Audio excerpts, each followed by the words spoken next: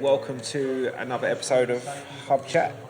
Today we are joined by the lovely Justine. Hello, Thank you for joining us today. thanks for inviting me. Yeah, so the purpose of these conversations is just to give you an opportunity to talk a little bit about yourself so that we can really kind of get to know each other a bit better.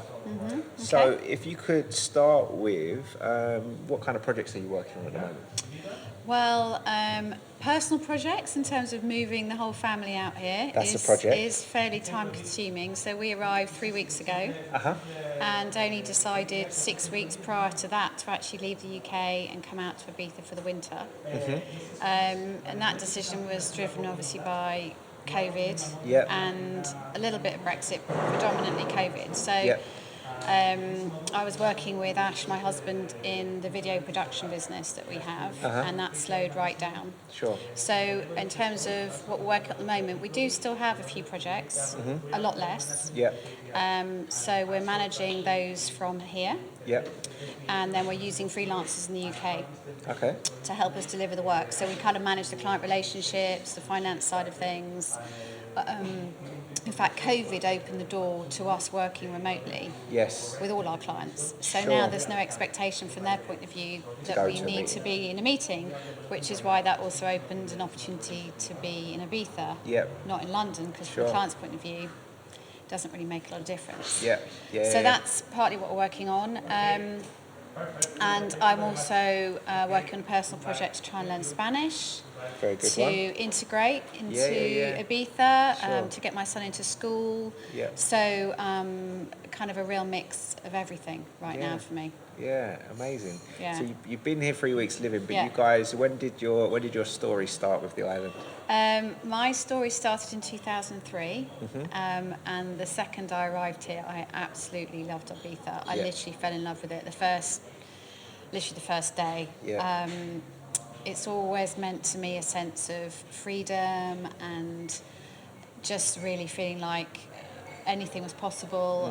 I mean, obviously it had a huge amount of sort of fun and hedonism Yeah. and spirituality forming the island. Yeah. And when obviously over the time I got married here with Ash, we got engaged here, we bought a house here. Sure.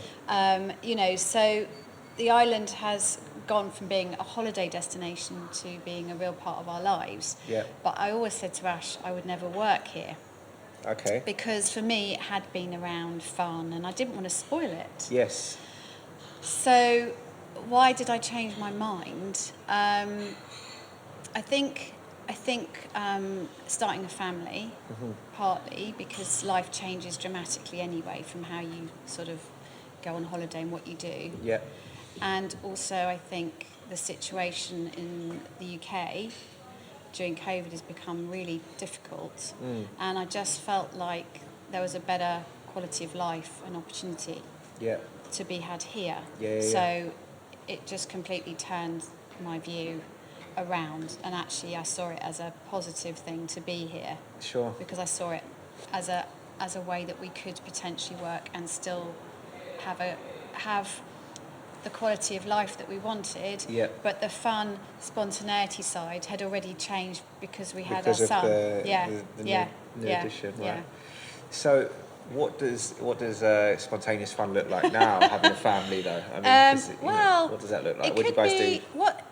what I've already realised, even being here for 3 weeks. First of all, we settled really quickly because we had a house here, so we kind of knew a little bit of the lie of the land. Ash was already a member of the hub, Yeah. so we felt. I think it's about us having specific pillars of structure.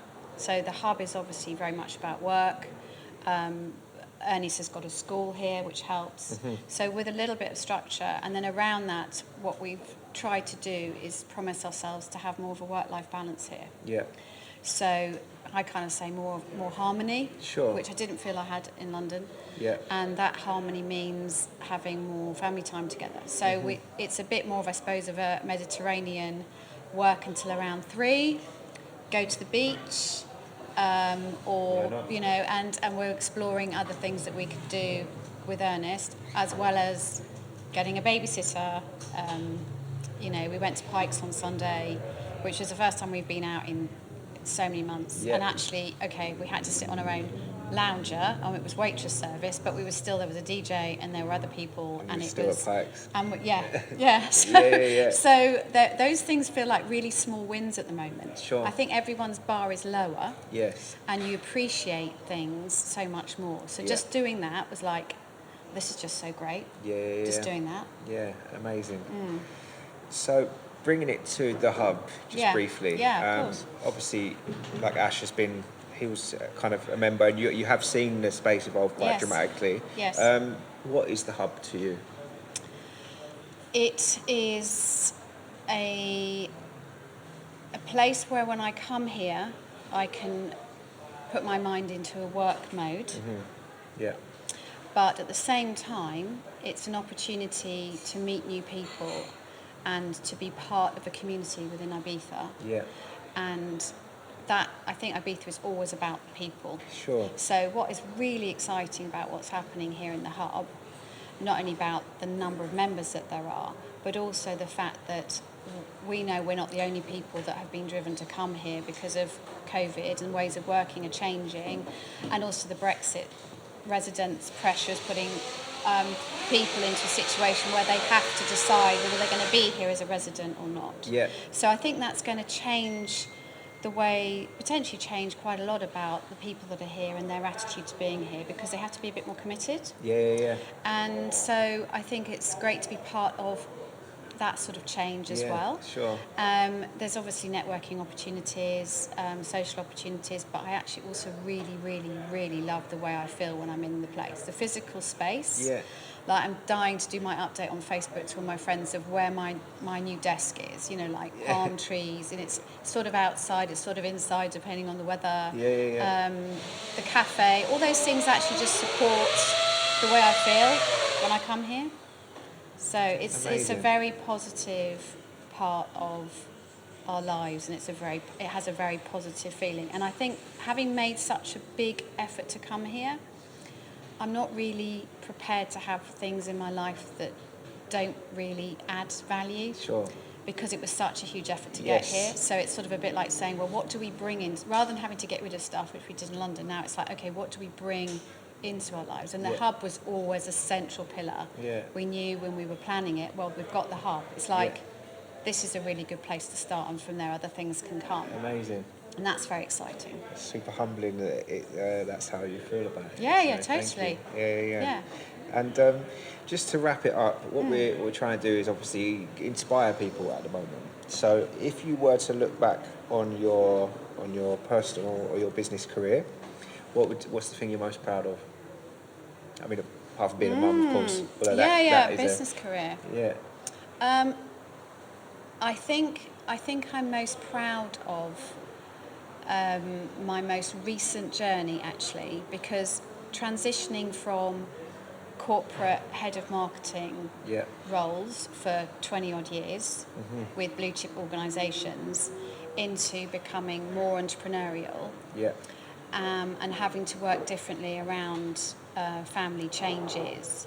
That was a massive transition for me, and a personally very challenging time. And I lost a lot of confidence. Sure. Because instead of going for interviews and finding it very easy to get a new job, trying to find work around family was very hard. And I got a lot of knockbacks. Yeah. So when lockdown happened in the UK, we started our lockdown gardener business, which was really successful very quickly. And I'm really proud of that, and really proud of, I suppose, me finding a new identity in more of an entrepreneurial space, which has allowed me to make the decision to come here. Perfect. I hadn't really thought of it before until you asked the question, but actually that's led me here, because I don't think I would have necessarily had the confidence to be old mindset. in an entrepreneurial environment and feel like, oh, well, have I done it? And I thought, actually, I have done it now. And actually, I can talk about an experience I've had and be proud of that and share that with people. And I have the right sort of bit more behind me now in terms of being in that space. So that's one of the things I'm most proud of. Amazing. Thank you very much for taking time to share that with us. Thanks, Sam. Nice one. Cheers, Justine. Thank you. See ya.